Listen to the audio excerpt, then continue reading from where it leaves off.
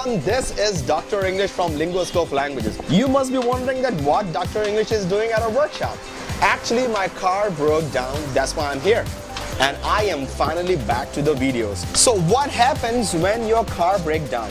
So I decided why not I should teach you some English vocabulary about the car. And unfortunately, my car is broken down. Right? So, जब Dr. English की car खराब हो जाती है, so I've got no problem because I have. Okay, so first word is break down.